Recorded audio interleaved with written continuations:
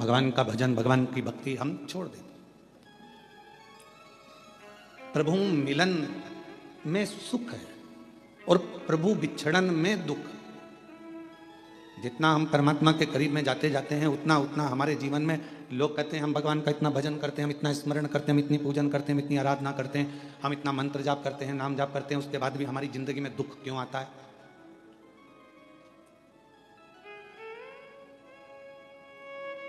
आप सब समझदार हैं, जितने आस्था चैनल पर कथा सुन रहे हो, जितने फेसबुक यूट्यूब पर पितृपक्ष में ये श्रवण कर रहे हैं कथा को, सब समझदार है।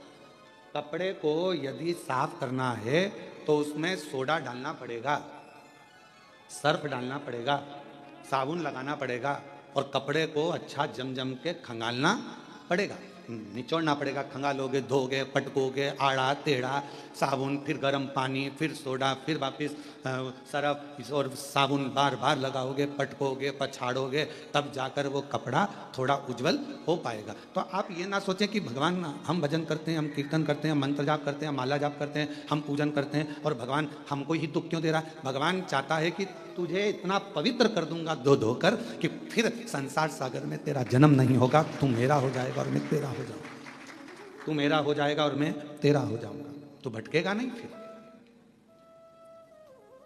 और मैंने तेरे ही भरोसे बाबा, तेरे ही भरोसे हवा बिच उड़ती जावांगी बाबा, डोर हत्तो गटी जवागी भोले मैं तेरी भक्त, शंभू मैं तेरी। इन दोनों की आवाज एक लेवल पे रखिए गाने वालों की। भोले मैं तेरी पतंग, शंभू मैं तेरी पतंग, हवा बिच उड़ती जावागी बाबा, डोर हत्तो छठी गटी जावागी भोले मैं तेरी पतंग। अर्थात परमात्मा यदि थोड़ा दुख दे, परमात्मा थोड़ी तकलीफ दे, परमात्मा थोड़ा कष्ट दे, परमात्मा अगर थोड़ी सी दुख दे रहा है, तकलीफ दे रहा है, कष्ट दे रहा है, तो आप भटको मत। आपको भटकने की जरूरत नहीं है, आपको कहीं इधर उधर भटकने की जरूरत नहीं है। परमात्मा ने अगर दुख दिया है तो वो आपको कहीं ना कहीं अपने करीब में लाना चाहता, अपने पास लेना चाहता। हम क्यों भटके? महाराज कश्यप ऋषि की एक कथा आती है कि कश्यप बाबा, कश्यप ऋषि 12 ज्योतिर्लिंग का नित्य प्रति स्मरण करते थे।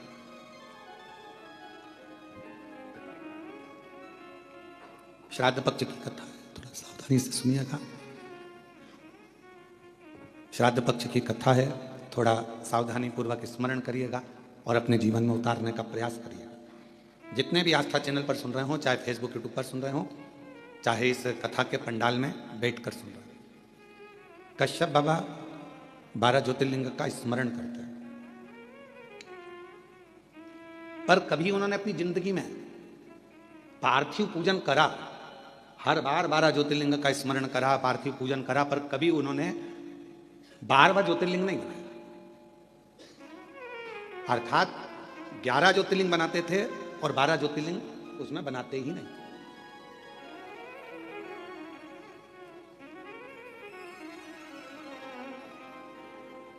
एक दिन देवर्षि नारद निकल कर जा रहे थे। अब आप लोग अगर 12 ज्योतिर्लिंग का पूजन कर रहे हो तो आप लोग कितने ज्योतिर्लिंग बनाओगे? जम के बोलोगे ना, 12 बनाओगे ना। पार्थिव पूजन कर रहे हो तो 12 ज्योतिर्लिंग का निर्माण करोगे। पर कश्यप ऋषि 11 ज्योतिर्लिंग का निर्माण करते थे और 12वां ज्योतिर्लिंग नहीं बनाते।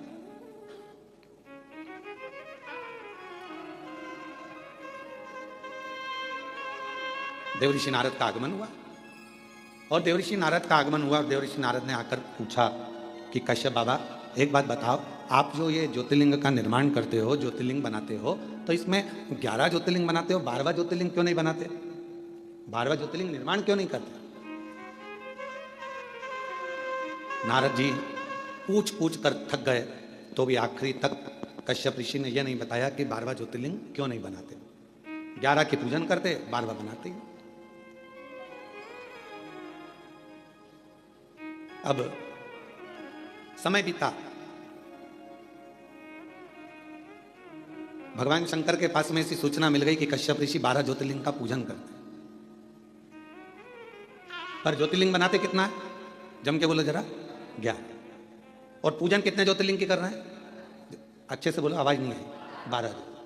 तो जब 11 ज्योतिर्लिंग का आराधना कर रहे हैं, 11 ज्योतिर्लिंग का निर्माण कर रहे हैं, तो 12 ज्योतिर्लिंग का पूजन का फल कैसे मिले, कैसे प्राप्त हो? तब पार्वती जी एकदम रुष्ट होकर बैठ गई और पार्वती जी शिव जी की आराधना करने लगी। भोलेनाथ जी ने पूछा, पार्वती तुम रुष्ट क्यों?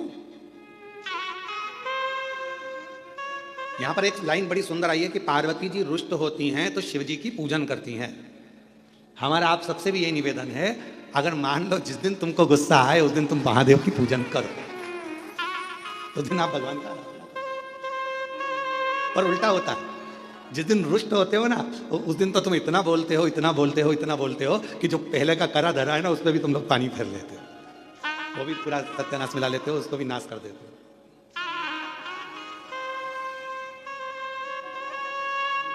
पार्वती जी अगर थोड़ी सी रुष्ट हुई हैं और मां पार्वती जी अगर रुष्ट हुई हैं तो वो शिव जी की आराधना कर रही हैं, शंकर जी की आराधना कर रही हैं।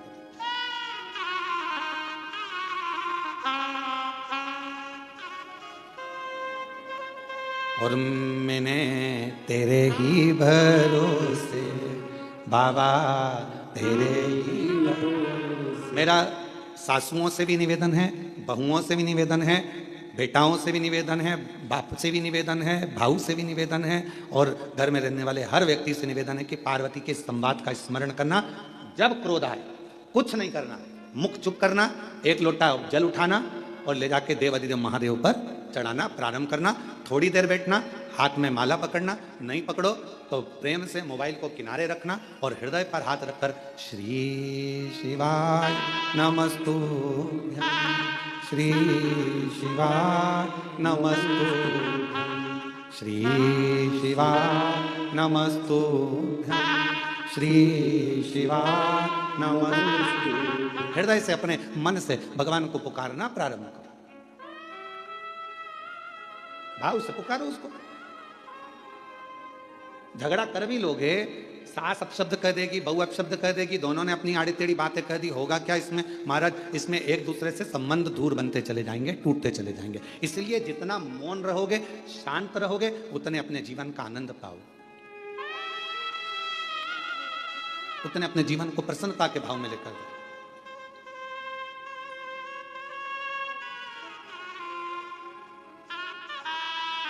रहीमन धागा प्रेम का टूटे गांठ पड़ जाए।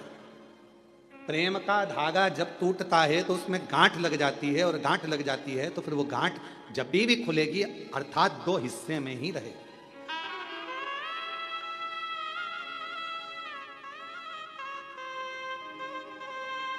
गन्ने का रस पिया है? जम के तो बोलो। महाराष्ट्र में गन्ना ही बोलते हैं, ईख बोलते हैं। ऊस? अच्छा अच्छा, वो मूस नहीं बोला, मराठी में उसको ऊस कहते हैं, तो जो हमारे उधर गन्ना कहते हैं, शुगर कहते हैं, है?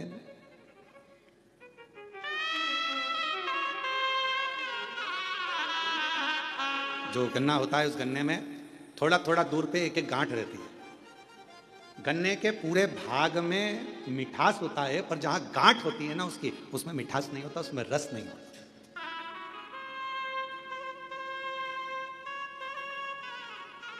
पर शिव महापुराण की कथा कहती है गन्ने के ऊस के अंदर पूरे में रस है, पर जहां गांठ है वहां ना रस है ना उसमें मिठास। पर एक बात याद रखो, जब कोई गन्ने के रस में बहुत डूब जाता है ना तो उसको गांठ में भी रस आना प्रारंभ हो जाता है, और उसमें भी उसको मिठास का नजर आना।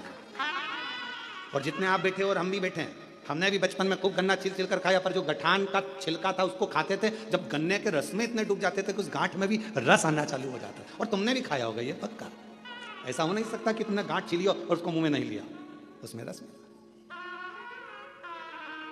तो कहा यदि परिवार में एक दूसरे को मिलकर चलना है और उसमें अगर रस आ रहा है तो फिर एक निवेदन है, कभी विवाद की, कभी द्वेष की अगर गांठ पड़ भी जाए तो उसको भुलाते हुए उस रस में डूबने का फिर प्रयास करना, और उस गठान को, उस गांठ को एक साइड पटकने का प्रयास करना, एक साइड। परमात्मा की भक्ति में डूबो, परमात्मा के भजन में डूबो, स्मरण में डूबो। पार्वती जी रुष्ट हो गई, भगवान शंकर की पूजन करने बैठ गए, और कहते हैं जितनी रुष्टता में भगवान का भजन हो पाता है उतनी एकाग्रता जब रूठने के बाद, जब आप लड़ाई कर लेते हो एकदम, तुम देखना बहुत तेज सुनामी लहरें चली, बहुत तेज बारिश हुई, खूब तेज हवा चली, एकदम बवंडर मचा, और उसके बाद जो शांति होती है, इतनी शांति कि लगता है अभी थोड़ी देर पहले तो हमने देखा था कितना बवंडर था, इतना विवाद था, और अब एकदम शांति हो, एकदम शांति। इतना शांति कैसे हो सकता? तो जब विवाद छिड़ जाए, बहुत क्लेश हो जाए, बहुत अशांति हो जाए घर में, मान लो किसी कारणवश अगर विवाद हो जाए, तो मेरा निवेदन है टूटना नहीं, एक दूसरे से अलग मत जाना, बल्कि साथ रहना। तुम उसको समझना, वो तुम्हें समझेगा, और एक दूसरे से साझा बनाकर ये गन्ने के रस जैसा उसका आनंद लेते हुए आगे बढ़ते चले जाना, उसमें क्लेश ना हो। और मत बुरे कर्म कर बंदे वरना पछताएगा, भगवान की आंखों से तू बच नहीं पाएगा, तू बच नहीं पाएगा। अरे ओ अज्ञानी मत कर नादानी, अरे ओ अज्ञानी मत कर नादानी, तेरे कर्म का फल भी तू ही पाएगा, जैसा किया तूने तेरे आगे आएगा। मत बुरे कर्म कर बंदे वरना पछताएगा, भगवान की आंखों से तू बच नहीं पाएगा, तू बच नहीं पाएगा। आप कर्म करते चलो। आज का व्यक्ति कैसा है? तो कहा आज का व्यक्ति यह सोचता है कि मैं काम कम करूं और फल ज्यादा मिले।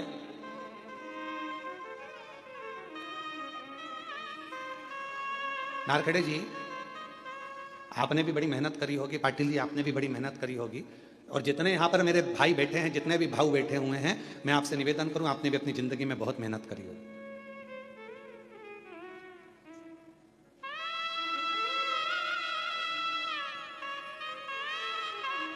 खूब मेहनत करी,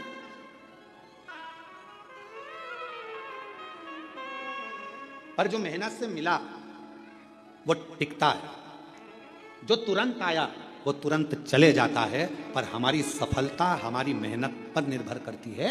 जब हम बहुत परिश्रम करते हैं, मेहनत करते हैं, तो हमारे घर में जो आता है वो हमको थोड़ा समय टिकता है, रुकता है। जो अचानक आया अचानक चले गया वो फिर टिकेगा नहीं।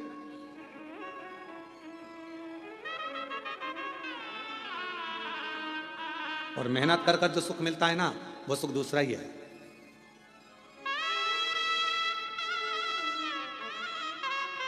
जब हम छोटे थे तो 2 रुपए की किराए की साइकिल मिलती थी, इतनी गाड़ी छोटी सी। तुम्हारे यहाँ भी मिलती होगी, ऐसा नहीं है, और तुमने भी चलाई होगी। कई तो होंगे हमारी साथ वाले जिन्होंने चलाई होगी। है किराए की साइकिल मिलती थी, 2 रुपए की मिलती थी, पर वो 2 रुपए इकट्ठा करने में कम से कम 1 महीना लग जाता था।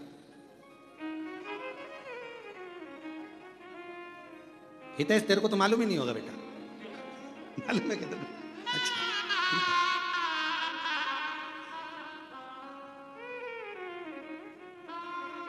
वो 2 रुपए इकट्ठे करने में 1 महीना टूट जाता था। भगवान हमारी मौसी को भेज दो, भगवान हमारे मामा को भेज दो, भगवान हमारी बुआ को भेज दो। जब ये सब आती थी, 5 पैसे, 10 पैसे, 15 पैसे, 25 पैसे जब देकर जाती थी, और वो 2 रुपया जिस दिन इकट्ठा होता था, उस दिन सुबह से गायब होते थे। साइकिल लेते थे छोटी वाली, और कभी कभी किस्मत ऐसी होती थी कि वो साइकिल ऐसी मिलती थी जिसकी चेन बार बार उतर जाती थी।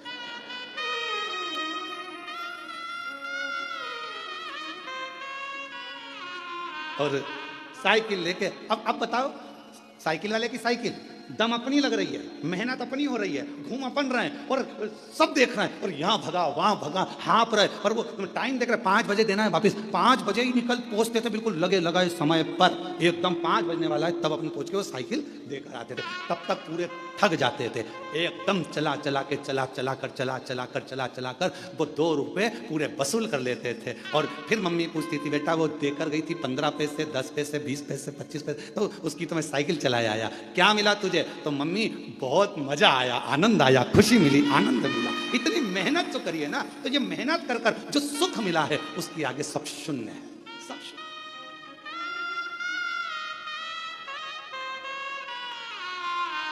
उसके आगे सब शून्य है।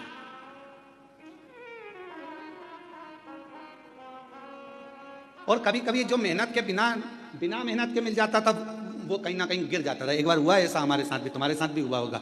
नवरात्रे का समय था, नमक चौराहे पर बैठी माता जी हमारे सीहोर में, और नमक चौराहे पर माता जी बैठी, और माता जी बैठी तो वहाँ पर एक स्टेज बना, स्टेज पे साबुन रखा, पाउडर का डब्बा रखा, और नहाने का साबुन, कपड़े धोने का साबुन, सरफ की थैली, और वहाँ ले जाके खड़ा कर दिया, 10 पैसे दो और 10 रिंग फेंको। तुमने भी फेंके होंगे ऐसे गोले गोले रिंग। अब परंतु वो इतने साल हो गए उसमें एक साबुन नहीं आया, और एक दिन साबुन अगर आ गया तो साबुन को खुशी खुशी लेकर जा रहे थे, और मालूम पड़ा कि वो साबुन रखा था जेब में, जेब थी फटी और साबुन पूरा गया। तो जो मेहनत से मिला वो टिका, और जो मेहनत से नहीं मिला वो हाथ से खिसक गया। शिव महापुराण की कथा कहती है, कोई तुमसे आकर कह दे कि तुम मेरे पास आकर बैठ जाओ, तुम्हें मेहनत नहीं करना पड़ेगी, दुनिया का सारा धन अपने आप मिल जाएगा, समझ लेना कि बेवकूफ़ बना रहा है और तेरा लेकर चले जाएगा और तुझे चूना लगा देगा। इसलिए निवेदन है, अपना व्यापार, अपनी नौकरी, अपनी सर्विस, अपनी मेहनत पूरी बरकरार रखो और पूरी मेहनत करो। जिस समय आपकी मेहनत प्रबल होगी उस दिन भगवान तुम्हें छप्पर फाड़ कर देना प्रारंभ कर देगा, तुम्हें वैभव देगा, धन देगा, संपदा देगा, सब देगा, सब देगा। आप अपनी मेहनत से पीछे मत। शिव कथा कह रही है, भगवान शंकर का चरित्र कह रहा है, शिव महापुराण का चरित्र कह रहा है, भगवान शंकर की पवित्र कथा कर रही है, शिव तत्व कह रहा है। पार्वती जी बैठ गई तब साधना करने के लिए, शंकर भगवान ने नेत्र खोले और पार्वती से पूछा कि आज तू रुष्ट होकर मेरी पूजन कर रही है? हाँ, क्यों? वो कश्यप ऋषि है ना, 12 ज्योतिर्लिंग का पूजन करना चाहिए, तो वो 11 ज्योतिर्लिंग बनाते हैं और पूजन करते हैं, और 1 ज्योतिर्लिंग छोड़ देते हैं। शंकर भगवान ने कहा, पार्वती नहीं, कश्यप ऋषि कभी ऐसा नहीं करते, वो पूरे 12 ज्योतिर्लिंग का पूजन करते हैं, पूरे 12 ज्योतिर्लिंग।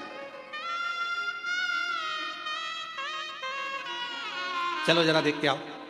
पार्वती जी ने शिव जी को लिया साथ, और चलो जरा देखो, मैं बताती हूँ तुमको 11 ज्योतिर्लिंग बने। वो कश्यप ऋषि का रोज का नियम था, ज्योतिर्लिंग बनाते वो पूजन करते पार्थिव लिंग। चलो अभी दिखाती हूँ। और ले गए, जो सामने देखे तो 11 ज्योतिर्लिंग बने थे।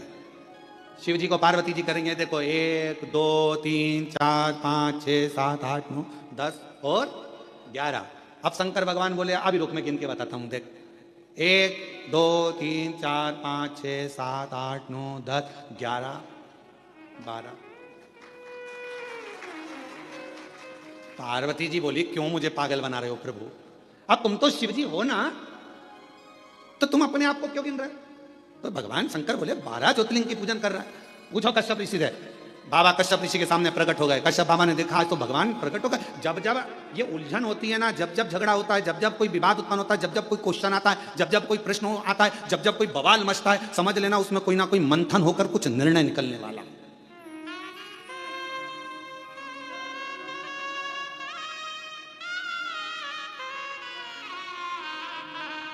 जब जब कोई बवाल मचता है, जब जब कोई मंथन होता है तो कुछ ना कुछ निकलता है। समुद्र का मंथन हुआ, अमृत निकला, कुछ ना कुछ मंथन हुआ है तो कुछ ना कुछ निकला। और पार्वती जी और शिव जी के संवाद में कुछ ना कुछ निकला है। भगवान कश्यप ऋषि प्रसन्न हो गए।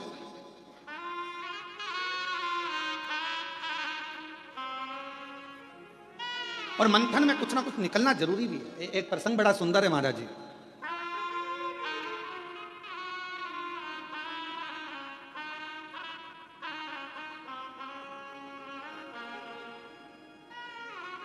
दो संतों का झगड़ा हो गया।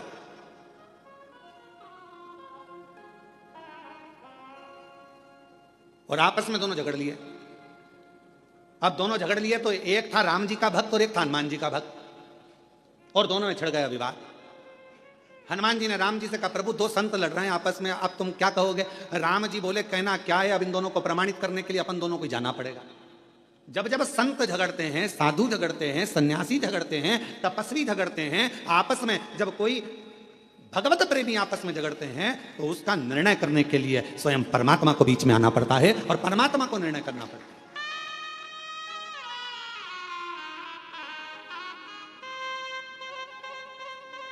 महाराज जी, कई लोग कहते हैं कि ये महाराज जी ने ऐसा कर दिया, वो महाराज जी ने ऐसा कर दिया, आपस में झगड़ा हो रहा है। हम कहते हैं झगड़ा नहीं हो रहा है, कुछ परमात्मा ने लीला रची है, और परमात्मा ने लीला रची है तो वो जनमानस के सामने उसको कहीं ना कुछ संतों के माध्यम से लाना चाहते हैं।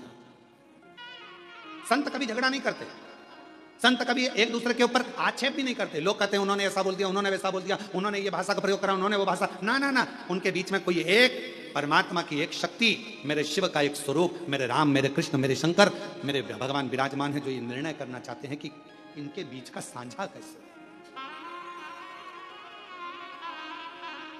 पार्वती जी बोली तुम गलत गिन रहे हो, शिव जी बोले तू गिन ले। फिर पार्वती जी ने गिनती लगाई, 1 2 3 4 5 6 7 8 9 10 11। शंकर भगवान से पार्वती जी बोली ये तो 11 है। शिव जी बोले देख मैं वापस गिनता हूं, 1 2 3 4 5 6 7 8 9 10 11 12।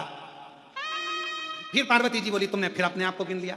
शंकर भगवान बोले कश्यप ऋषि से पूछ ले कि कश्यप बाबा तुम ये 11 शिवलिंग बनाते हो कि 12 शिवलिंग बनाते हो। कश्यप बाबा से पूछा पार्वती जी ने कि कश्यप ऋषि तुम इतने बड़े ऋषि होकर तुम्हें 12 ज्योतिर्लिंग का निर्माण करना चाहिए, 12 पार्थिव लिंग बनाना चाहिए, उनकी आराधना करना चाहिए, और तुम 11 पार्थिव की पूजन कर रहे हो, 11 लिंग की पूजन कर रहे हो और 11 लिंग की पूजन करते हो, ये कोई अच्छी बात है? करना है तो 12 की करो। इतने में कश्यप ऋषि ने कहा माँ मैं 12 ज्योतिर्लिंग की पूजन करता हूं, आप ना मानो तो देख लो कहां है 12 ज्योतिर्लिंग। कश्यप जी ने कहा 1 2 3 4 5 6 7 8 9 10 11 और कश्यप जी बोले 12। कश्यप जी ने खुद अपने हृदय पर हाथ रख लिया और कहा 12। कश्यप जी कहते हैं माँ ये 11 ज्योतिर्लिंग तो नजर आते हैं, पर 12वां जो ज्योतिर्लिंग है कृष्णेश्वर महादेव, वो हर व्यक्ति के दिल में नजर आता है।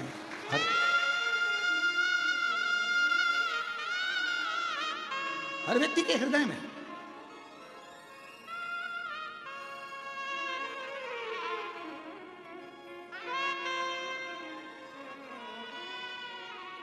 बारहवां ज्योतिर्लिंग है कैसा ज्योतिर्लिंग है कृष्णेश्वर महादेव। 12वां ज्योतिर्लिंग है कैसा ज्योतिर्लिंग है कृष्णेश्वर महादेव, जो हमारे हृदय में निवास करता है। कितना सुंदर कहा है स्कंद पुराण में कृष्णेश्वर बाबा के लिए बिरुल के लिए वर्णन किया गया।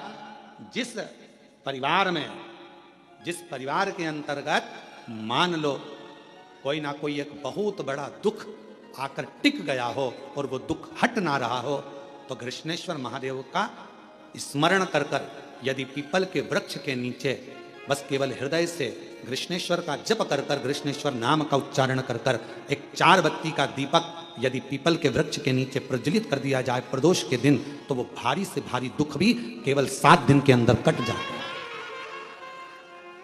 12 ज्योतिर्लिंग में से एक ज्योतिर्लिंग है कृष्णेश्वर महादेव, जो हमारे हृदय में निवास करते हैं।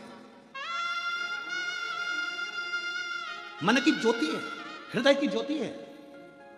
और हम आप सबके पावन चरणों को नमन करते हैं। बिरुल वालों, आप कृष्णेश्वर बाबा के नजदीक में रहते हो, आप जैसा किस्मत वाला दुनिया में कोई नहीं होगा जिनके पड़ोसी कृष्णेश्वर महादेव। हम आपको नमन करते हैं, आपको प्रणाम करते हैं। और जितने आस्था चैनल पर कथा श्रवण कर रहे हैं, जितने आस्था चैनल पर कथा सुन रहे हैं, जितने बहन भाई, जितनी माताएं, जितनी मेरी जीजियां, जितने मेरे जीजाएं, जितनी मेरी बेटियां बेटा इस कृष्णेश्वर महादेव की पवित्र भूमि से पितृ पक्ष में ये शिव महापुराण की कथा को ऑनलाइन श्रवण कर रहे हैं, हम आप सबके चरणों को नमन करते हैं। आप जैसा किस्मत वाला कोई नहीं होगा, क्योंकि यहाँ शास्त्र वर्णन करता है कि 12वां ज्योतिर्लिंग कृष्णेश्वर एक ऐसा ज्योतिर्लिंग है जो जहां जिस जगह पर बैठकर उसको याद करता है, वो 12वां ज्योतिर्लिंग उसको वहीं पर करुणा करना प्रारंभ कर देता है। वो 12वां ज्योतिर्लिंग, वो 12वां ज्योतिर्लिंग कृष्णेश्वर महादेव। और तेरी कृपा बिना ना हिले एक भी अणु, लेते हैं श्वास तेरी कृपा से। बखान क्या करूं मैं राखों के ढेर का, चपटी भभूत में खजाना कुबेर का। हे गंगाधार मुक्ति द्वार ओंकार तू, भोले ओंकार तू। आयो शरण तिहारी शंभु तार, कृष्णेश्वर महादेव। शिव जी का दर्शन हो गया। विवाद किसका छिड़ा था? पार्वती और शंकर भगवान का। और दर्शन किसको हो गया? कश्यप ऋषि। आपको पहले कथा में कहा है, जब कथा हैदराबाद में चल रही थी तो उसमें कहा था अगर थोड़ी बहुत पूजन की थाली में कमी रह जाए ना तो प्रसन्न होना। तुम यहां पूजन कर रहे हो और तुम माचिस ढूंढ रहे हो, तुम कपूर ढूंढ रहे हो, तुम कुंकू रोली ढूंढ रहे हो, तुम चंदन ढूंढ रहे हो, तुम्हें लग रहा है कि तुम ढूंढ रहे हो, पर तुमने याद करा अरे राम मेरी पूजा की थाली में कपूर तो घर पे रह गया। अब तुमने कह दिया कपूर घर पे रह गया और तुम यहां ढूंढ रहे हो, तो तुम नहीं ढूंढ रहे हो, अब तुमने मन से वो कपूर को प्रकट कर दिया। शिवजी तुम्हारे घर जाकर वो कपूर वहां से ले लेंगे। तुमने स्थान बता दिया कि वहां रखा है। झगड़ा यहां हुआ है शिव और पार्वती का। और दर्शन किसको हो गया? जम के बोलो जरा। कश्यप ऋषि। झगड़ा इन दोनों का हो रहा है, दर्शन कश्यप ऋषि कर रहा है। दर्शन कश्यप बाबा को हो रहा है। ये इनकी आनंद था, ये इनका प्रेम है, ये इनकी वात्सल्य था।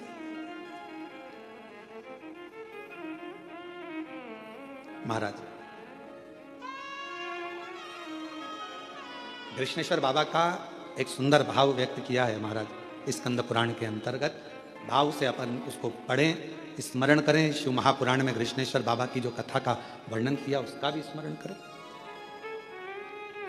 किसी भी स्थान पर कभी भी कहीं पर भी यदि शरीर में हाथ में कंपन हो रहा है, पांव चलते नहीं बन रहा है, शरीर हाँप ज्यादा भरा रही है, खूब ज्यादा शरीर चल नहीं पाता, थोड़ी थोड़ी देर में हाँपड़ी भरा जाती है, हाँप भरा जाती है, या पीछे से रीढ़ की हड्डी दुखना प्रारंभ हो जाती है, तो उसके लिए सरसों के फूल 108। काय के फूल?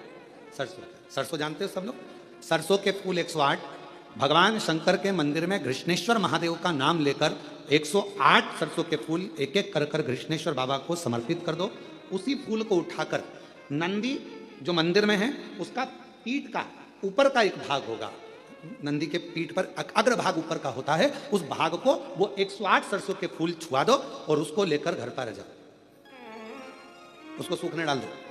सूखने के बाद वो सरसों के फूल का थोड़ा थोड़ा सा भाग सुबह के समय पर खाली पेट जरा सा भाग रोज खाना प्रारंभ करो। 21 दिन तक 20 दिन तक अगर आपने रोज खाया, आपके हाथ का कंपन और जो चलने में आपको हाँप भरा रही है वो, और रीढ़ की जो हड्डी दुख रही है उसमें धीरे धीरे अंतर आना अपने आप प्रारंभ हो जाएगा।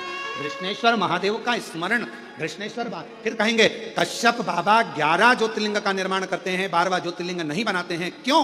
क्योंकि 12वां ज्योतिर्लिंग कश्यप बाबा कहते हैं ये मेरा दिल, ये मेरा हृदय, ये मेरा चित्त, ये मेरा मन, ये मेरे हृदय की जो एक बिंदु है, यही मेरा 12वां ज्योतिर्लिंग है।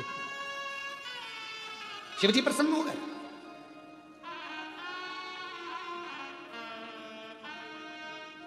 मांगो तुमको क्या चाहिए?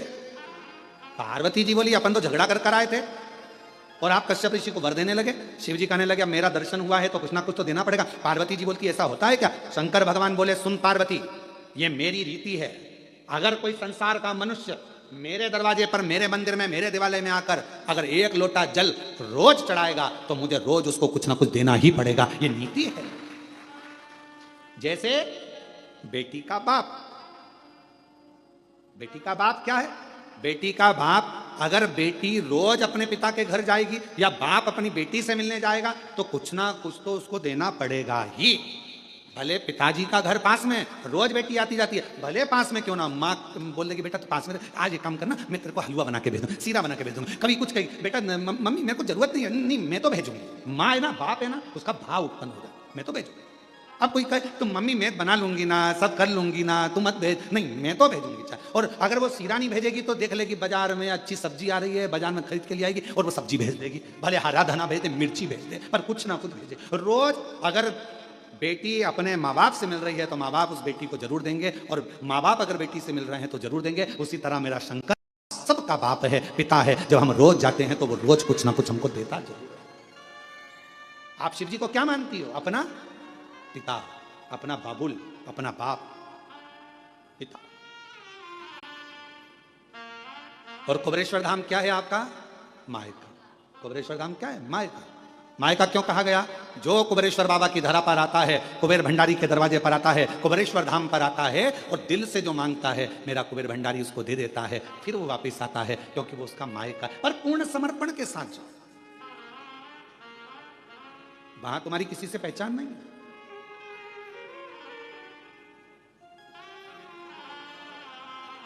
हम तो बाबा के भरोसे चलते, हम तो बाबा के भरोसे चलते, ये दुनिया वाले जलते हैं, ये दुनिया वाले जलते हैं।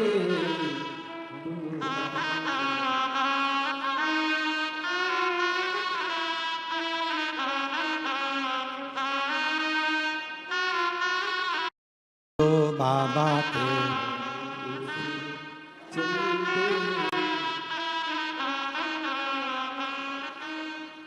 खटका बंद है। ये दुनिया वाले जलते, ये हम तो बाबा के चलते हैं, हम तो बाबा के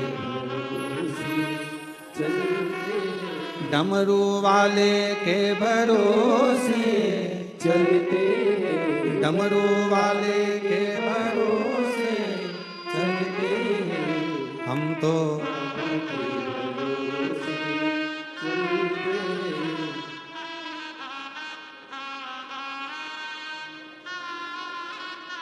काशी वाले के भरोसे। हम उस पर आशिक, कोई रोज मिल रहा है शिव जी से, शिव उसको रोज दे रहा। कोई बाबा से रोज मिल रहा है, बाबा उसको रोज दे रहा। पिता है वो हमारा, बाबुल है वो हमारा।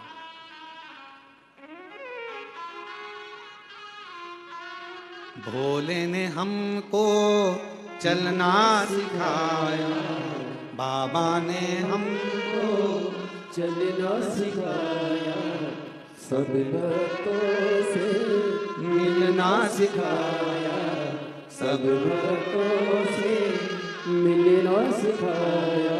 और जब ये सब कुछ हो जाता है तो हम सीना तान के चलते हैं, हम तो सीना तान के चलते डमरू वाले के भरोसे चलते।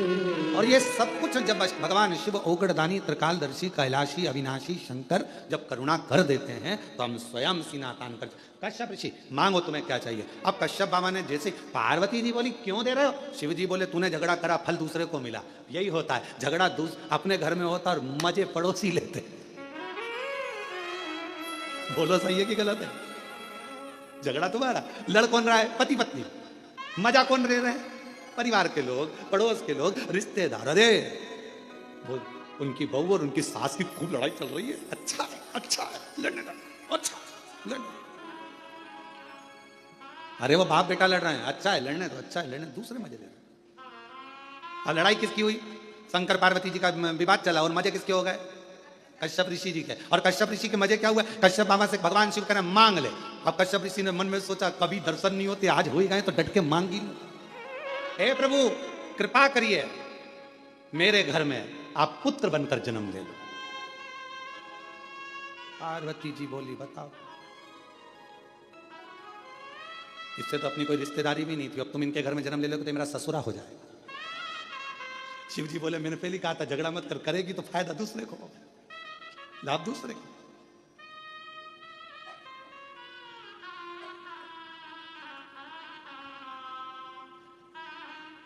एक घर में एक सास और बहू थे, बहुत बहुत उन दोनों का आपस में बनता नहीं था, बिल्कुल नहीं बनती थी। और बनती नहीं तो उनके यहाँ सबसे ज्यादा झगड़ा सास बहू का होता तो फायदा दूसरे का होता। अभी देखो फायदा कैसे होता। एक महाराज भिक्षा मांगने गए, माता भिक्षाम देगी, माता भिक्षाम दे। इतने में बहू आई, बहू ने आकर एक कटोरी आटा दान दे दिया। महाराज निकल के जा रहे थे, इतने में वहीं से उसकी सास आ गई। ए बाबा इधर आ, कहां से मांग के ला रहा है, तुम्हारी घर गया था, कौन मिला, बहू, क्या दिया, एक कटोरी आटा। वो कौन होती है देने वाली, चल मेरे साथ चल, मेरे साथ चल। ओ बस एक कटोरी, मेरा घर है, मेरी प्रॉपर्टी है, मेरा मन, चल मेरे साथ। और अंदर गई और 4 कटोरी आटा लाके महाराज को दे दिया। फायदा किसका, दूसरे का। अब एक दिन सास अंदर थी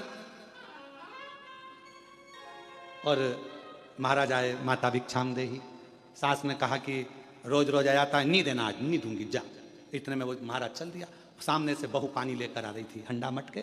उसने पूछा, महाराज जी कहाँ से आ रहे हो? तुम्हारे ही घर से आ रहे हैं। मिल गया? कुछ नहीं मिला, तुम्हारी सास ने कछू ना दिया, कुछ नहीं दिया, चलो मेरे साथ आओ जरा, आओ जरा। वो कौन होती है मना करने वाली? जब मेरा पति कमा रहा है तो मैं दूंगी, चल। और गई अंदर, और अंदर जाके आधा किलो चावल, आधा किलो चने की दाल सब बांध के ले आई, और आटा वाटा सब लाके दे दिया। ले, फायदा किसका? महाराज। झगड़ा कौन कर रही? सास बहू, और फायदा दूसरे। हमारा निवेदन एक बहुत बहुत आप लोगों से है, आपस में पास में अगर व्यापार चल रहा है, पास में दुकान चल रही है, भाई की दुकान चल रही है, परिवार वाले की दुकान चल रही है, निवेदन है झगड़ा मत करना व्यापार में, झगड़ा मत करना परिवार में। क्यों? तुम्हारे झगड़े के चक्कर में तुम्हारे ग्राहक कटकर दूसरी जगह चले जाएंगे और दूसरी जगह पहुंच जाएंगे। ना तेरे हाथ में खीर लगेगी, ना इसके हाथ में खीर लगेगी। कम से कम आज इसके यहां से ले रहा है तो कल तेरे दरवाजे पर जरूर आएगा, ये विश्वास रखना। एक दूसरे में विवाद स्पर्धा नहीं करना है, विवाद नहीं करना।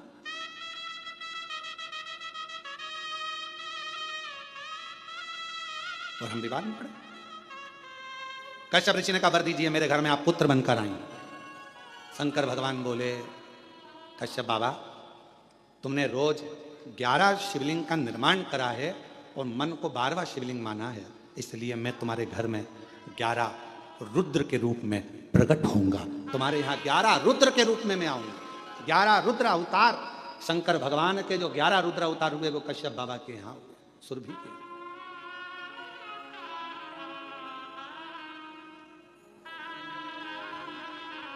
मैं तुम्हारे यहाँ प्रकट हूं।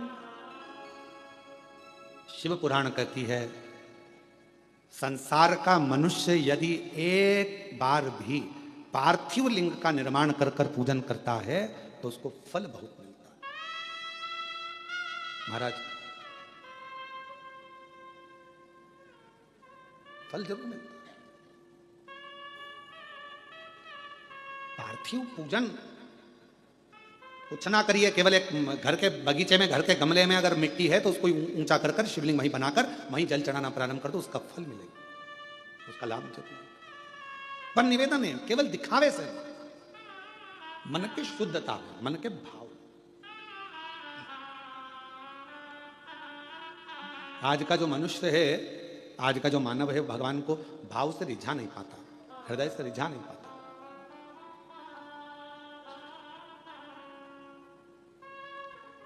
जैसे उत्तानपाद की श्रीमद् भागवत में वर्णन आता है कि राजा उत्तानपाद की 2 पत्नियां थी, एक सुनीति एक सुरुचि।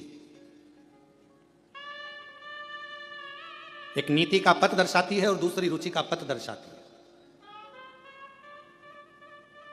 राजा की पहली पत्नी थी सुनीति, दूसरी पत्नी सुरुचि। एक नीति को दर्शा रही है, एक रुचि को दर्शा रही है। उसी तरह हमारे 2 मन है, हमारी 2 आकांक्षाएं, हमारी 2 इच्छाएं, हमारे 2 विचार हैं। एक मन कहता है भगवान के भजन में जाओ, दूसरा मन कहता है कि अभी थोड़ी देर से चाय पीने के बाद जाओ।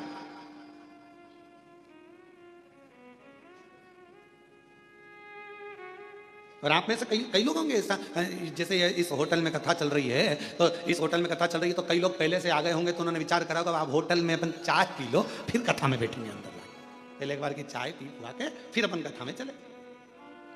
और यहाँ पर भी हमारे जजमान परिवार, नारखेड़े परिवार, पाटिल परिवार, ये लोग जो कथा में बैठे हुए हैं, हम इनसे भी कहेंगे तुम भी अगर ऊपर से कथा में नीचे आए होगे, अपने अपने कमरे से निकल कर आए होगे, तो पहले पूरी तैयारी कर ली होगे, पेन पुना के बढ़िया सज धज के, और फिर बढ़िया रुमाल ले लो, सामान ले लो, ये ले लो, बैग ले लो, इसमें सामान रख लो। और वो छोटी सी वो बच्ची, वो हितेश की, पल्लवी की, वो नाटक करेगी तो उसका भी खाने पीने का सामान झोले में डाल सब ले लुआ के और अपना सामान लेकर तुम यहाँ चले और बैठ गए कथा में। अब क्यों? क्योंकि तुम्हें मालूम है ये कुछ मांगेगी तो मैं निकाल के देती जाऊंगी, फिर कुछ मांगेगी तो फिर निकाल के देती जाऊंगी, फिर कुछ मांगेगी तो निकाल के देती, और ज्यादा कुछ मांगेगी तो दब दपड़ी दो।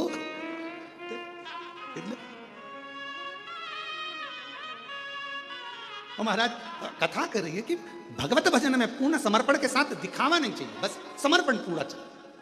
शंभो शरणे पड़ी मांगू घड़ी रे, दुख काटू दया, सब बोलो दर्शन। अभी कथा चालू हुई, उसके पहले चंद्र ग्रहण पड़ा। बोलो पड़ा कि नहीं पड़ा?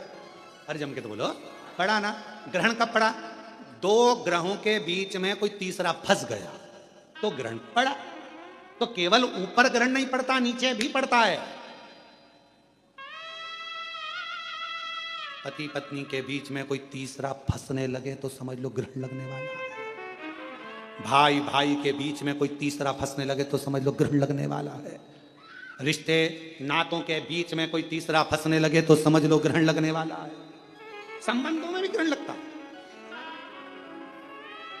ऐसा नहीं कि ग्रहण केवल ग्रहों का लगता है, संबंधों में भी ग्रहण लगता है। आप आपस में अच्छे से रह रहे हो, दोनों बढ़िया रह रहे हो, व्यवहारिकता अच्छी है, दोनों का काम धाम अच्छा है, तुम अपना काम कर रहे हो, वो अपना काम कर रहे हो, और बीच में मालूम पड़े किसी ने आकर अड़चन उत्पन्न करना प्रारंभ कर दिया, किसी ने बीच में टांग अड़ाना प्रारंभ कर दिया, समझ लो तुम्हारी रिश्तेदारी में, तुम्हारे संबंधों में, तुम्हारे स्नेह में, तुम्हारे प्यार में ग्रहण पड़ने वाला है। और वो ग्रहण तुम्हारे परिवार, जैसे ग्रहण लगता है तो सब बंद हो जाता है, मंदिर के द्वार भी बंद हो जाते हैं, लोगों को नहाना पड़ जाता है। आखिर में यही होता है कि जब दो प्रेम के बीच में, स्नेह के बीच में, रिश्ते के बीच में जब कोई तीसरा ग्रहण लगाने वाला आ जाता है तो एक ना एक दिन फिर वो ग्रहण सब कुछ समाप्त कर देता है। फिर आखिरी में तो स्नान ही रह जाता है, स्नान ही रह।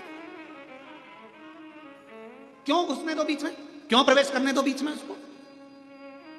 कोई आए सिखाने के लिए नहीं भैया, मेरी सास अच्छी है, हम बहू हैं, बहू अच्छी, मेरा परिवार अच्छा, मेरे बेटे अच्छे, मेरी बहू अच्छी, मेरा बेटा अच्छा, मेरे रिश्तेदार अच्छे, मेरे नातेदार अच्छे, सब अच्छे, बुरा कोई नहीं है संसार में। बुरा थोड़ी सी देर का समय होता है जो ये निकल जाता है, फिर वापस घड़ी अच्छी आ जाती है। समय का इंतजार थोड़ा करो और समझ से जियो। समय और समझ, परमात्मा ये दोनों चीज देता है। समय पर अगर समझ आ गई तो तुम्हारी जिंदगी बन गई, और अगर समझ आई और समय निकल गया तो वो जिंदगी बेकार हो गई। समय पर समझ आना चाहिए तो जीवन ठीक है। अब व्यक्ति के जीवन में समझ ही समझ और समय नहीं आया, अच्छा तो क्या मतलब है? तो भगवान दोनों चीज साथ में देता है, समय और समझ, परमात्मा दोनों साथ में देता है। बस इतना अपने ऊपर निर्भर करता है कि समय पर समझ रहना चाहिए। अगर समझ पर समय नहीं रहेगा तो फिर वो समझ किसी काम की नहीं है। भगवान ने अगर मौका दिया, जैसे ये हितेश नारखेड़े ने मौका का चौका लगाया, इन्होंने कहा गुरुजी सीहोर में कथा हो रही है ऑनलाइन, तो हमेशा सीहोर से होती रहती है, अब की बार कथा कृष्णेश्वर बाबा को सुनाने के लिए आओ और कथा ऑनलाइन कृष्णेश्वर बाबा के धाम से हो। तो मन भी करा कि हाँ अच्छा योग लगा है ऐसा कि बाबा, और हम प्रयास करेंगे।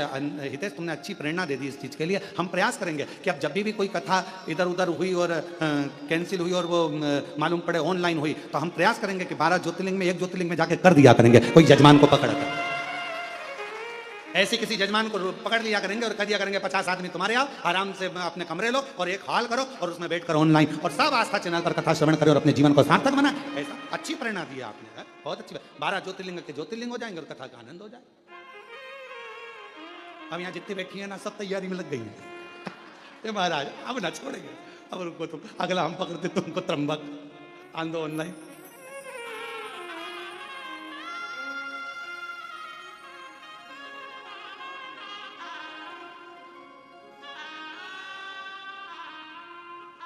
महाराज तेरा रूप है अजब निराला, तेरा रूप है अजब निराला, कहलाते डमरू वाला। तेरा रूप है अजब निराला, कहलाते डमरू वाला। तेरा रूप है अजब निराला, कहलाते डमरू वाला। कानों में बिछुअन माला, तेरा रूप है अजब निराला। कानों में बिछुअन माला, कानों में बिछुअन माला, आँखों में तेज निराला। कानों में बिछुअन माला, आँखों में तेज निराला। माथे पे है चंदा, तुमसे ही पावन गंगा, तन पर है भस्म रमाए। ओ नंदी के असवार, काशी के तुम अवतार, तुम कितने सुंदर हो ओ भोले, कितने सुंदर हो। तुम कितने सुंदर हो भोले, कितने सुंदर हो। तेरा रूप है अजब निराला, कहलाए डमरू वाला। तेरा रूप है अजब निराला, कहलाए डमरू वाला। मेरा शंभू, मेरा शंकर, मेरा त्रिकालदर्शी, मेरा कैलाशी विनाशी, जो दिन रात कृपा करने वाला है, करुणा करने वाला। इसलिए कभी भोलेनाथ बन के विश्वनाथ बन के चले आना, भोले जी चले आना। विश्वनाथ बन के भोलेनाथ बन के चले आना, भोले जी चले आना। सब गाइए। विश्वनाथ बन के भोलेनाथ बन के चले आना, भोले जी चले आना। विश्वनाथ बन के भोलेनाथ बन के चले आना, भोले जी चले आना। तुम महाकाल बन के आना, तुम महाकाल बन के आना। ओ महाकाली को संग में लाना, महाकाली को संग में लाना। महाकाली को संग में लाना, महाकाली को संग में लाना। त्रिशूल हाथ लेके डमरू साथ लेके चले आना, भोले जी चले आना। त्रिशूल हाथ लेके डमरू साथ लेके चले आना, भोले जी चले आना। शंभो।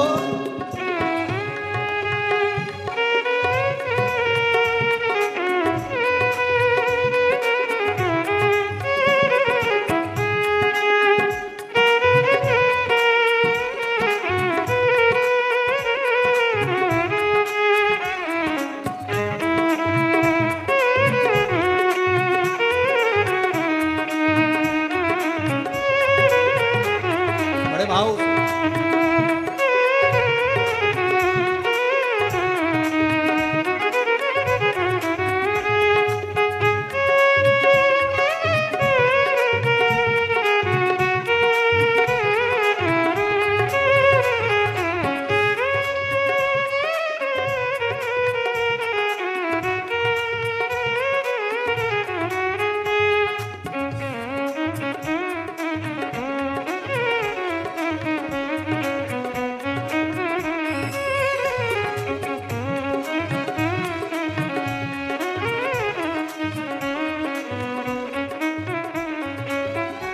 विश्वनाथ रूप में आना, विश्वनाथ रूप में आना।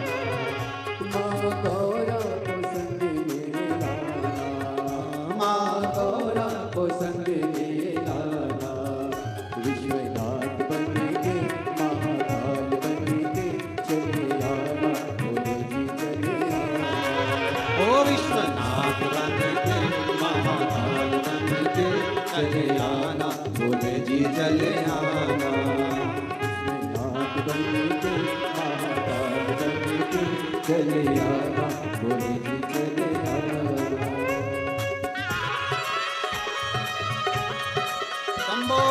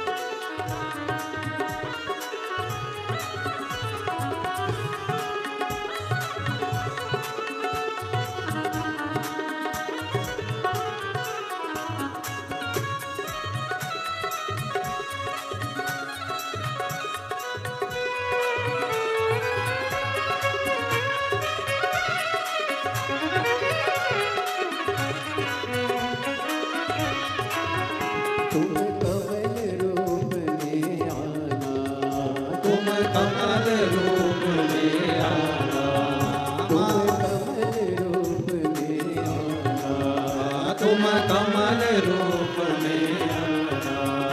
माँ कमला को संग में लाना, ओ माँ कमला को संग में लाना। त्रिशूल हाथ लेके डमरू साथ लेके चले आना, भोले जी चले आना। त्रिशूल हाथ लेके डमरू साथ लेके चले आना भोले जी चले आना। विश्वनाथ बन के महाकाल बन के चले आना भोले जी चले आना। महाकाल बन के विश्वनाथ बन के चले आना भोले जी चले आना। जय हो।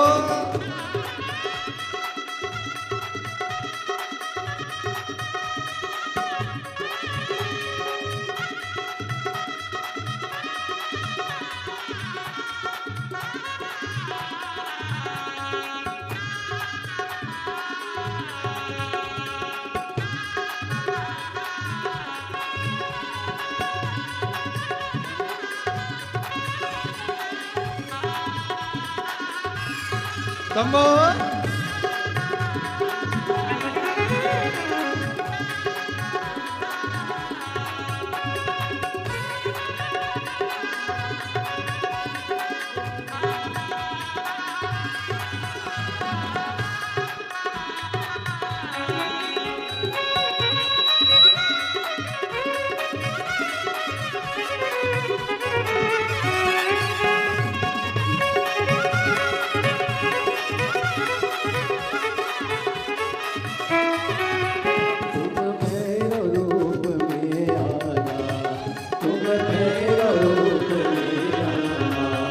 माँ भैरवी को संग में लाना। माँ भैरवी को संग में लाना। ओ तुम भैरव रूप में आना। तुम भैरव रूप में आना। ओ माँ भैरवी को संग में लाना। माँ भैरवी को संग में लाना। त्रिशूल हाथ लेके डमरू साथ लेके चले आना भोले जी चले। डमरू साथ लेके चले आना भोले जी चले। हाथ बन के महाकाल बन के चले आना भोले जी चले आना। विश्वनाथ बन के महाकाल बन के चले आना भोले जी चले आना। विश्वनाथ बन के महाकाल बन के चले आना भोले जी चले आना। अपने स्थान पर बैठकर भगवान शिव जी से अपने मन का भाव कहिए, हृदय से प्रार्थना करिए, विनय करिए, निवेदन करिए और बाबा को अपने मन का भाव बोलिए, हृदय से प्रार्थना करिए।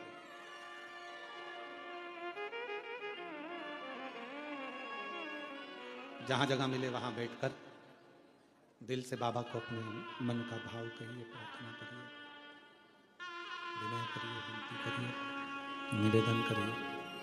साथ में सभी लोग बोलें,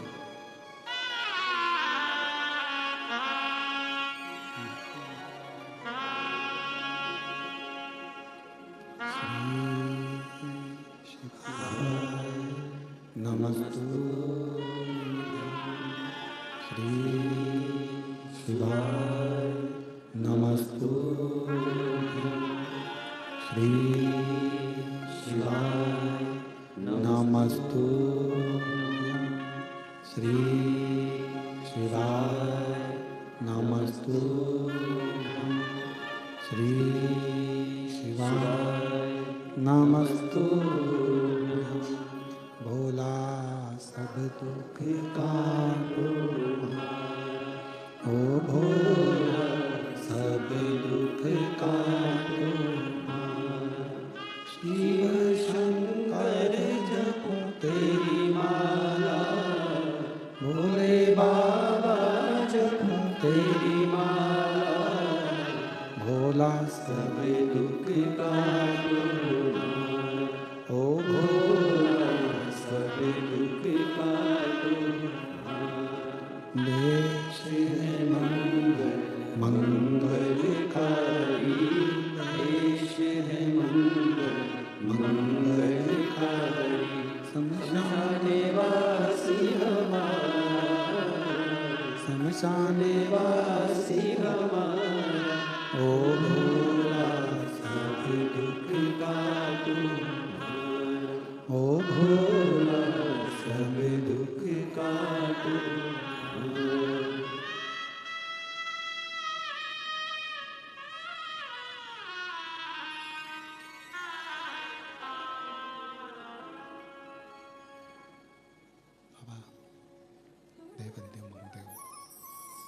भगवान शिव गर्दानी त्रिकालदर्शी कैलाशी विनाशी भगवान शंकर का पवित्र चरित्र कह रहा है। शिव महापुराण की कथा वर्णन कर रही है, भगवान का पवित्र चरित्र कह रहा है। भगवान देवाधिदेव महादेव का पवित्र चरित्र वर्णन कर रहा है, शिव तत्व कह रहा है। कश्यप बाबा को वर दे दिया हूं। कश्यप गला पकड़ रहा है बहुत जम के। कश्यप ऋषि को वर दे दिया। 11 रुद्र के रूप में भगवान देवाधिदेव महादेव भगवान शंकर प्रकट होंगे घर के अंदर। 11 रुद्र के रूप में भगवान शिव प्रकट हो जाएंगे। ये वर स्वयं भगवान शंकर ने कश्यप ऋषि को दिया है, कश्यप बाबा को दिया है। कथा कहती है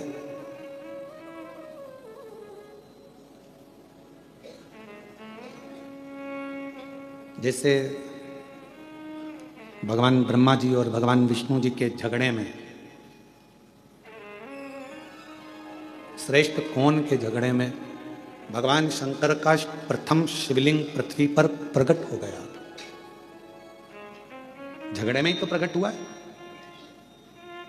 ब्रह्मा जी कहते हैं कि यह पूरा सृष्टि का पालन करता, रचना करता, संहार करता, सब में हूं। और भगवान विष्णु उनको समझा रहे हैं कि आप इस व्यर्थ प्रपंच में मत पड़ो, ये तो सब शिव की माया है। क्यों प्रपंच में पढ़ना, क्यों विचार करना, ये सब शंकर का है। आप और हम भी इन्हीं प्रपंचों में फंसे हुए हैं। कोई ने कह दिया जल चढ़ाओ, कोई ने कह दिया जल मत चढ़ाओ, कोई ने कह दिया बेलपत्र कचड़ी हुई खाओ, कोई ने कह दिया मत खाओ, कोई ने कह दिया प्याज मत खाओ, लहसुन मत खाओ, कोई ने कहा प्याज खाओ, लहसुन खाओ, कोई ने कह दिया ये मत खाओ, कोई ने कह दिया वो मत करो, कोई ने कह दिया ऐसा मत करो, कोई ने कह दिया वैसा मत करो। हम उलझे हुए, सुलझ नहीं पा रहे। सुलझोगे कब? जब स्वयं के दिल की मानोगे। जब तक दूसरे की मानोगे, दूसरे की सुनोगे, दूसरे की कहना मानोगे, तब तक हमारा घर फूटता चले जाएगा, टूटता चले जाएगा। और जिस दिन हमने अपनी खुद की सुनना प्रारंभ कर दी, उस दिन तुम्हारे घर को कोई नहीं तोड़ सकता। तुम्हारे घर की एकजुटता बढ़ती चली जाएगी। हम दूसरे की सुन, हम स्वयं भीतर की नहीं सुनता।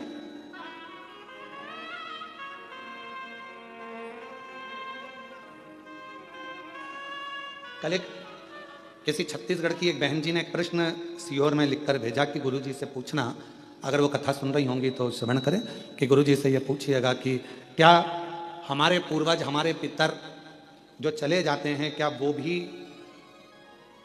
आकर हमारे घर के दरवाजे पर श्राद्ध पक्ष में खड़े होकर हमसे कुछ मांगते? क्यों नहीं मांगते?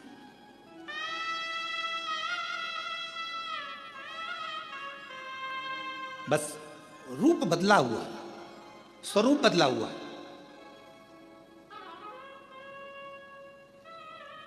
एक कथा यदि आप लोगों ने सुनी होगी भगवान कृष्ण की। एक बार श्री गरुण जी महाराज भगवान कृष्ण से एक प्रश्न करें, और गरुण जी महाराज ने भगवान नारायण से, भगवान कृष्ण से प्रश्न किया, क्या पितरों की तृप्ति का कोई कार्य हो सकता है? ये 16 दिन जो पितृपक्ष के आते हैं, इन 16 दिन में हम पितरों के लिए क्या कर सकते हैं? कोई ऐसी कथा हमारे शास्त्रों में वर्णित है क्या? तो क्यों नहीं है? भगवान कृष्ण और गरुण का संवाद कर रहा है, गला पकड़ रहा है बेटा।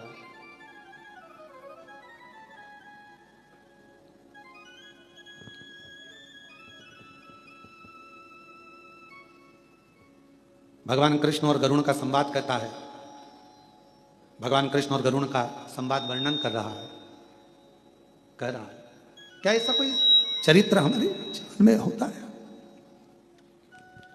भगवान मालिक है उनका, श्री शिवाय नमस्तुभ्यम। क्या कोई चरित्र ऐसा है जो हमारे जीवन को श्रेष्ठतम दे, आनंद दे? एक चरित्र है। कहा गरुण जी एक रुचि नाम के राजा हुए, जिन्होंने अपने गुरु की शरणागति ग्रहण कर गुरु की शरणा बस ठीक है रुक जाओ, गुरु की शरणागति ग्रहण करी और गुरु की शरणागति ग्रहण कर उन्होंने अपना घर परिवार सब छोड़कर एक समय भोजन ग्रहण करना और भगवान का भजन करना, सब कुछ छोड़ दिया। वन में निवास कर रहे हैं, वन में घूम रहे हैं, वन में निवास कर रहे हैं, वन में भ्रमण कर रहे हैं। एक बात अपने अंदर उतार कर रखना मेरी बहनों, मेरी जीजियों, मेरे जीजाओं, मेरी बेटियों बेटाओं, अगर तुम्हारा मन करे कि मुझे घर छोड़ना है, परिवार छोड़ना है, तो तब छोड़ना जब भगवान तुम्हारा हाथ पकड़ ले। किसी दूसरे के चक्कर में तुम अपना घर मत छोड़ना, अपना परिवार मत छोड़ना। भगवान के यदि तुम हो जाओ, परमात्मा के यदि तुम हो जाओ तो छूटे तो अच्छी बात, पर किसी दूसरे के चक्कर में अगर घर छोड़ रहे हो तो वो श्रेष्ठता नहीं है तुम्हारी, वो फिर तुम्हारी श्रेष्ठता नहीं।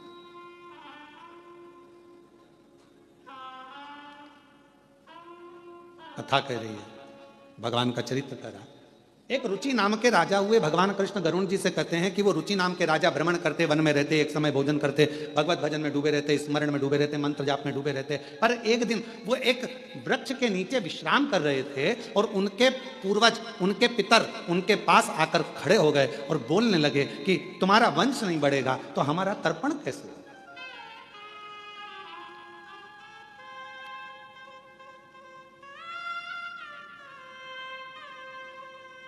तर्पण मालूम है ना सबको, जल देना, हमारा तर्पण कैसे होगा?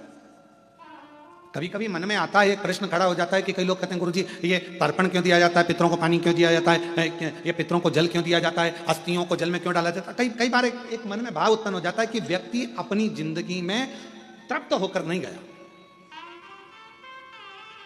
उसकी तृप्ति नहीं, वो जिंदगी भर प्यासा ही रहा। प्यासे से मतलब क्या है? मेरे को अभी ये और करना है, मन में तमन्ना, मुझे अभी ये और करना है, मन में तमन्ना, मुझे अभी ये करना है, और तमन्ना। एक काम पूरा होता नहीं है, दूसरे काम की तमन्ना बढ़ जाती है, दूसरा काम पूरा होता नहीं है, तीसरे काम की तमन्ना बढ़ जाती है, तीसरा काम पूरा होता नहीं है, मुझे ये काम करना है, मुझे वो काम करना है। अभी कुछ दिन पहले पापड़ बना के रखे थे, फिर मन में आ गया कि अब बड़ी बना लूं। बड़ी बनकर तैयार हुई तो सोचा मैं अब कुल्लाई बना लूं, चावल की कुल्लाई बना के बैठ गई। कई बार बहुएं भी कह देती मम्मी क्या रोज का रोज फैलारा लगा के रखा है, बाजार जाएंगे खरीद के ले आएंगे खा लेना, क्या रोज का कभी पापड़ बनाना, कभी कुल्लाई बनाना, कभी ये बनाना, कभी वो बनाना, और कभी मतलब कुछ ना। और ऐसी घर के पुरुष है, मैंने अभी ये वाला माल खरीदा है, ये वाली दुकान बनाई, ये शोरूम बनाया, वो शोरूम बनाया, अभी ये वाला शोरूम और बनाना रह गया, ऐसा करूंगा वैसा करूंगा, ये करूंगी वो करूंगा। महाराज ये प्यास व्यक्ति की जिंदगी की कभी नहीं बुझती, कभी नहीं बुझी, और अंत में वो व्यक्ति चला गया। इसीलिए मेरा तो हमारा ये अंदर का मन करता है, इसीलिए व्यक्ति को कहना पड़ता है कि इसको तृप्त नहीं हुआ, ये तृप्ति धारण नहीं कर पाए। तृप्त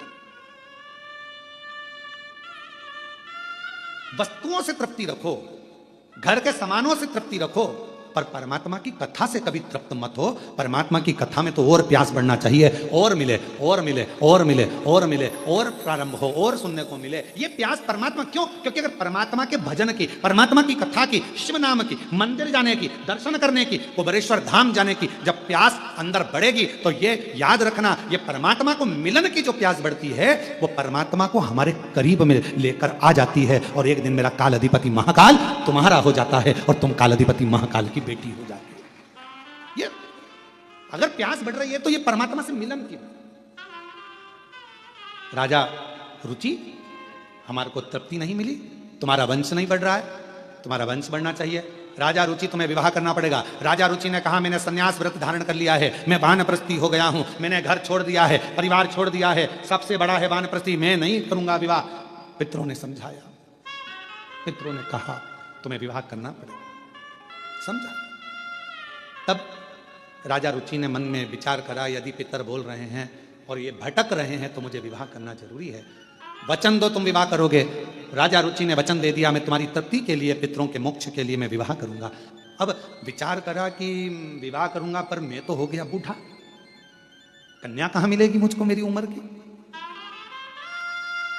पितर चले गए, पितर गए और ये भटक रहा है विवाह के लिए, यहां वहां सब दूर गया। कहीं लड़की नहीं मिली, कन्या नहीं मिली। आखिरी में ये तप करने के लिए बैठ गया, ब्रह्मा और भगवान विष्णु का तप करने लगा।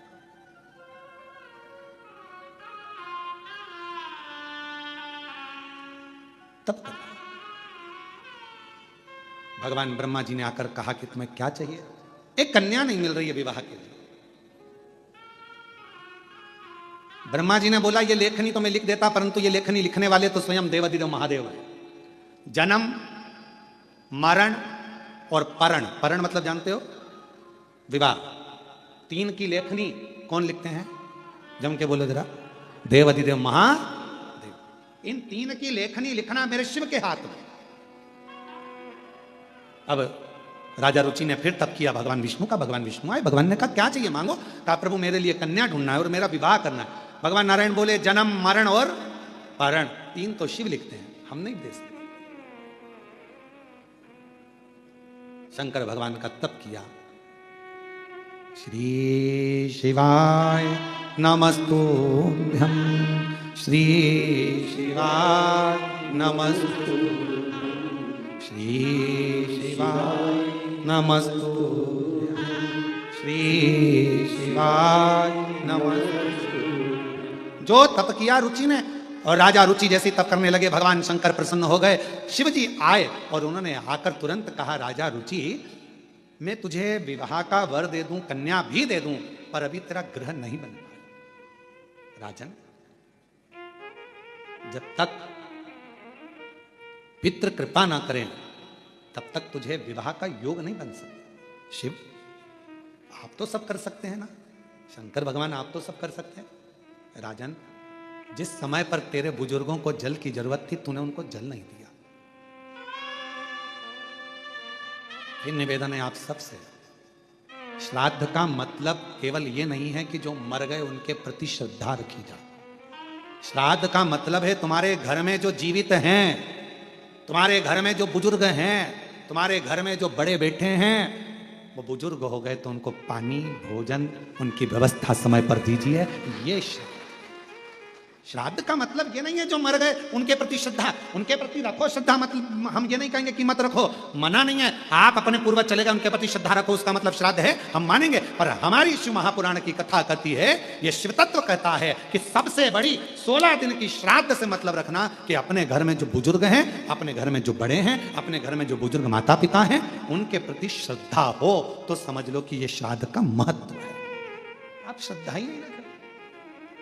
कभी प्यासे को पानी पिलाया नहीं, बाद अमृत पिलाने से क्या फायदा।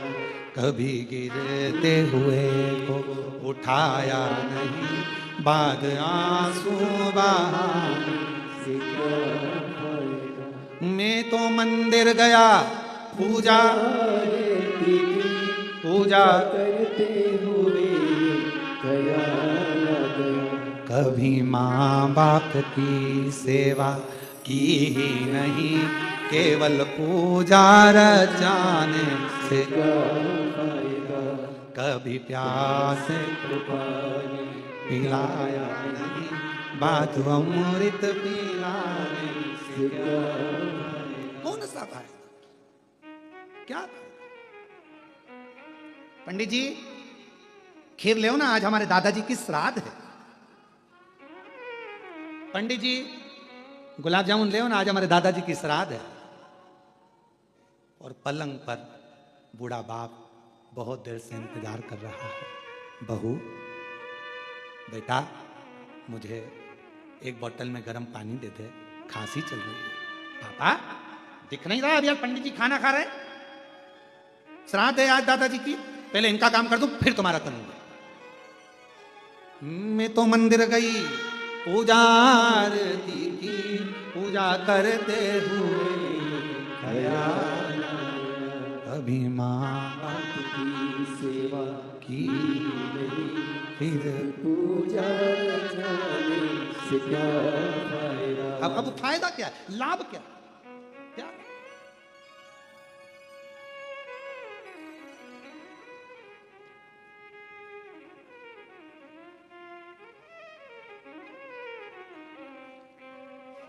एक छोटी सी बात है, परंतु हो सकता है कि आप लोगों को बुरे भी लग जाए। हमारी बहुत पहले की बात है, बहुत लगभग 18 से 19 साल हो गए होंगे उस बात को। श्राद्ध पक्ष चल रहा था और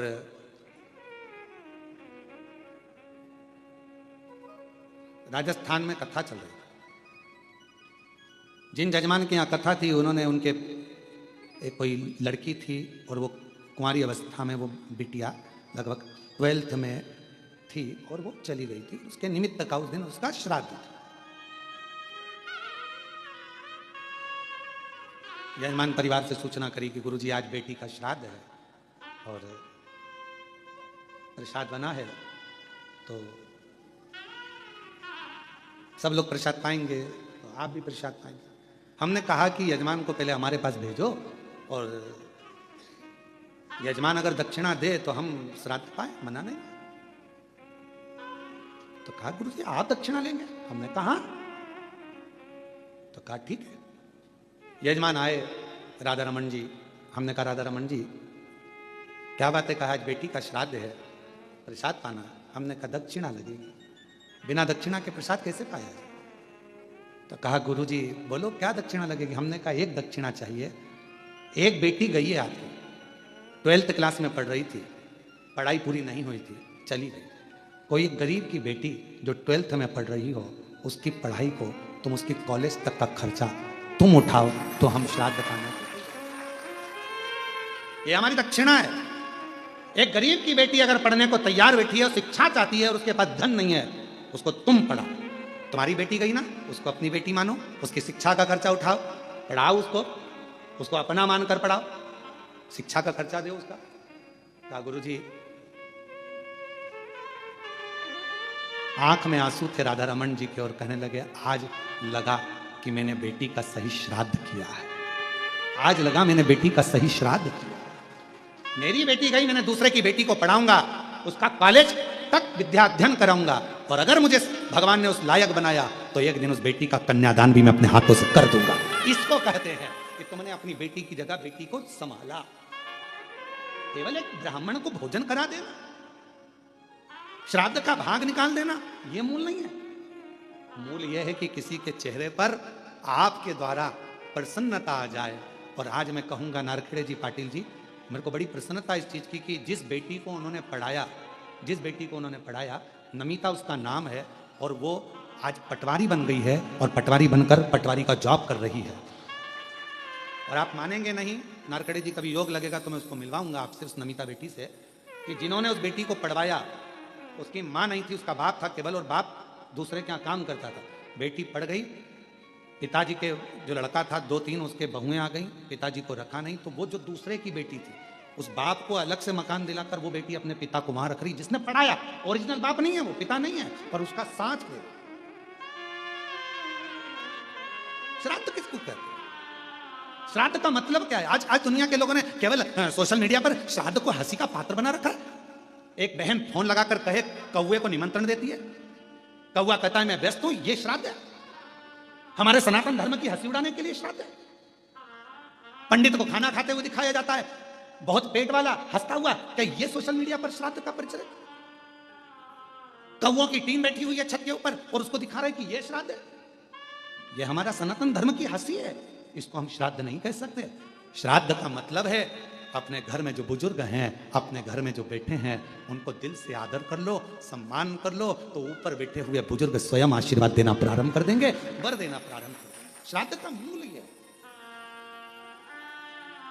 और अगर कोई हमको श्राद्ध में अगर बुला रहा है प्रसाद खाने के लिए, तो हमारी दक्षिणा याद रखना, हमारी दक्षिणा याद रखो कि हमारी दक्षिणा क्या।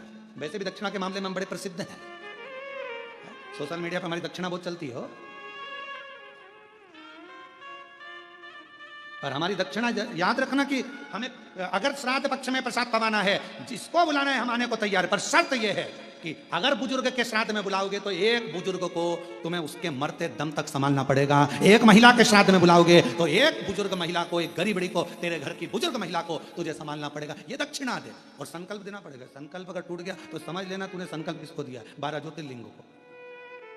शिवर वाला महाराज केवल शंकर को भजता है, शिव का स्मरण करता है।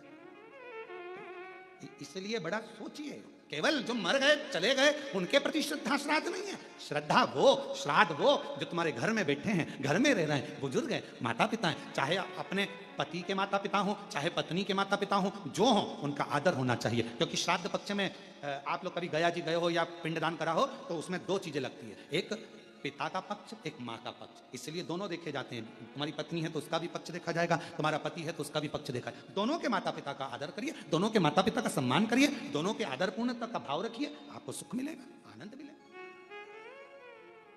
पूर्णता का।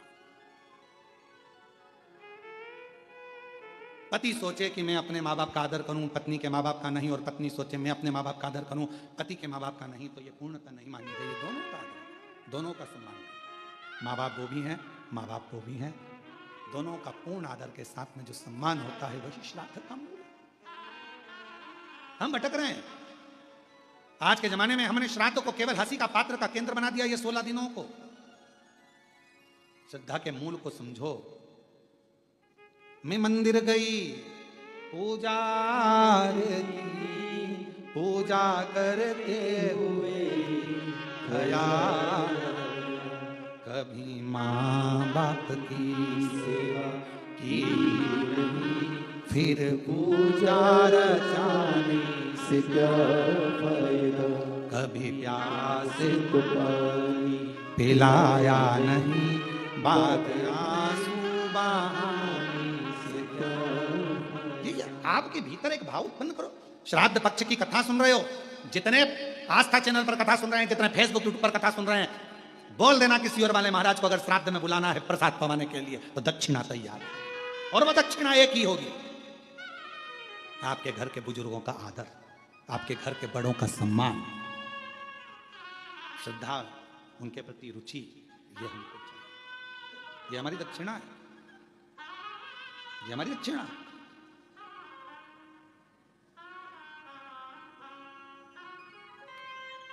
शिव तत्व को जानो। रुचि, शिव जी ने कहा रुचि तुमको क्या चाहिए? रुचि कहता है बाबा मेरा ब्याह करना है, शादी करना है। मैंने सुना है कि जन्म मरण प्रण तीन आपके पास में, आप विवाह कर सकते हैं। शिव जी ने कहा पर तुम्हारे पितृ तृप्त नहीं है। जब तुम्हें अपने पूर्वजों को पानी देना था, पिलाना था, तब तुम घर छोड़ गए। माता पिता तुम्हें ढूंढते रहे। होता है, एक लड़का जा रहा था मोटरसाइकिल लेके, उसने जो बुलेट चालू करी वो बम बम बम बम बम बम, जो उसने चलाना चालू करा, पापा ने आवाज लगाई, ए बेटा इधर आ। दौड़ के आया बेटा, ए बेटा रवि जा तो मुझे थोड़ा सा पानी ला दे बेटा, एक गिलास भर के, जा जल्दी से दौड़कर। लड़का दौड़कर अंदर गया, अपनी मम्मी से कहा मम्मी मैं काम से जा रहा था और पापा ने मेरे से पानी लाने का कह दिया, पापा को एक गिलास पानी दे देना। और बेटा दौड़कर बुलेट चालू करी, भम भम भम भम चालू करके भट भट भट भट भट भट भट भट। माँ आई, एक गिलास पानी लेके दिया। पति ने पूछा क्यों तुम पानी लेके आई? मैंने पानी तो तुम्हारे बेटे से मंगा था। तो वो इतनी जल्दीबाजी में कहाँ गया? इतने में माँ ने सिर पे पल्लू लेकर बोला, रेलवे स्टेशन पे प्याऊ लगाई है बेटे ने, पानी पिलाने गया है। बाप ने माथा टोका, स्टेशन पे पानी पिला रहा, बाप यहां मंग रहा तो चिल्ला रहा स्टेशन पर। ऐसे ढेर सारे, क्या मतलब? चले चले रुचि, जब तुम्हारे बुजुर्ग तुम्हारे से पानी मांग रहे थे तुमने घर छोड़ दिया, जब तुम्हारे बुजुर्ग तुमसे जल मांग रहे थे तुमने घर छोड़ दिया, और अब कहते हो कि मैं तुमको कुछ दूं, तो तुम्हें उन बुजुर्गों को प्रसन्न करना पड़ेगा, तुम्हारे पितरों को तृप्त करना पड़ेगा। तृप्ति का कोई मूल साधन जिससे मेरे पितर तृप्त हो जाए। हाँ,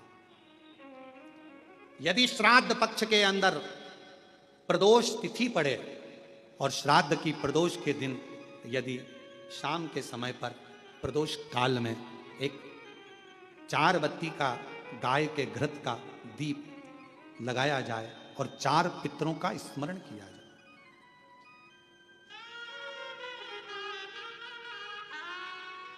चार पितरों का स्मरण करो। वो 4 बत्ती का दीपक जलाकर, पहले अग्नि सुधा पितर, दूसरे वर्षद पितर, तीसरे आग्य पितर और चौथे सोमपति पितर।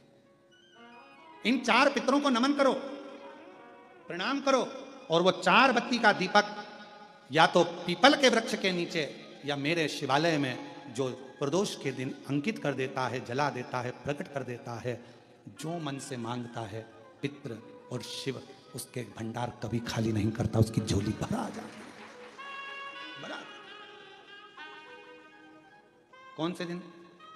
श्राद्ध पक्ष में जो प्रदोष आए, प्रदोष के दिन, प्रदोष काल में दीप प्रकट करने की बड़ी महत्वता है। आपने 16 दिन अगर ब्राह्मण को भोजन नहीं कराया है, 16 दिन अगर तुमने अन्नदान नहीं कराया, 16 दिन अगर कोई दान नहीं दिया है, तो भी यदि प्रदोष के दिन, श्राद्ध पक्ष में जो प्रदोष आएगी, उस प्रदोष के दिन, श्राद्ध पक्ष के 16 दिन के अंदर जो प्रदोष आए, प्रदोष काल में चौमुखी दिया, 4 पितरों का जिनका नाम अभी वर्णन किया, उनका स्मरण कर कर यदि प्रज्वलित किया जाए तो उसका फल अधिक मिलता है। और जो कामना कर कर हम दीप लगाते हैं, वो कामना हमारी वर्ष भर पूरा नहीं होता और बाबा उस कामना को पूर्ण कर देता है, पितृ पूर्ण कर देता है। तुम अपने पितरों का नाम लो और लगाओ चार, क्योंकि ये 4 पितर 4 दिशाओं से हमको सुरक्षित रखते हैं। अग्निस्वाधा पितर हमारे पूर्व दिशा से हमें सुरक्षित रखते हैं। वर्षद पितर हमें दक्षिण दिशा से सुरक्षित रखते हैं। और महाराज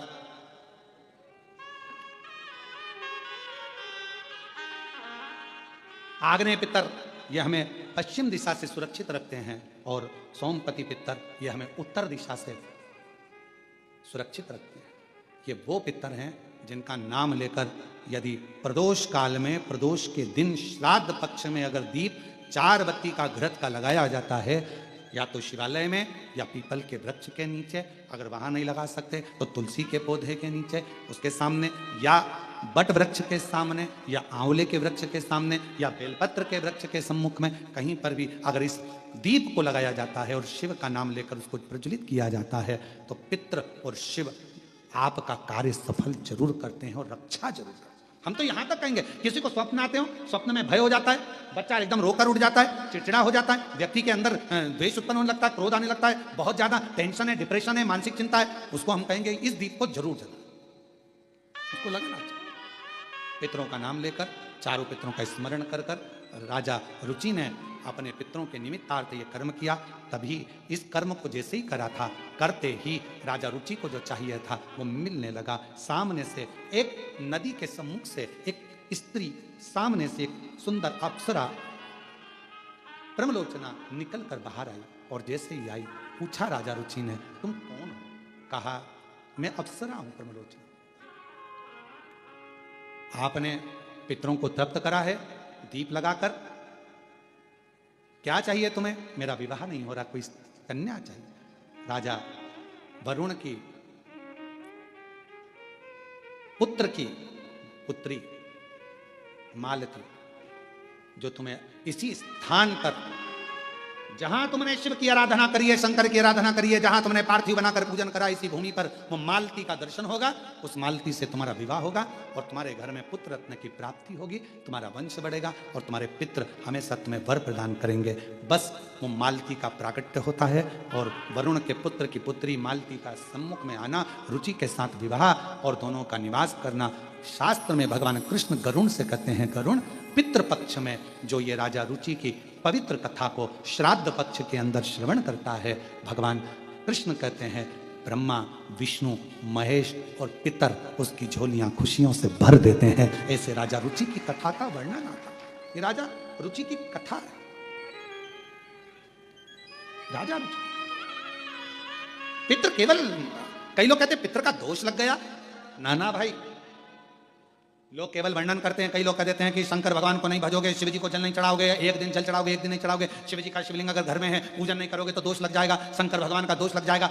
शिव कभी भी बद्दुआ नहीं देते। जैसे एक बाप, एक पिता अपने बेटा बेटी को कभी बद्दुआ नहीं देते। अगर चिल्लाकर बोल भी देंगे अपनी बेटी को, अपने बेटे को, तो बाद में उसको वर ही देंगे, है तो बेटी ही ना, है तो बेटा ही ना। मेरा शंकर भगवान कभी बद्दुआ नहीं देता, मेरा शिव कभी बद्दुआ नहीं देता, मेरा वो घरदानी कभी अपशब्द नहीं कहता, वो तो वर देता।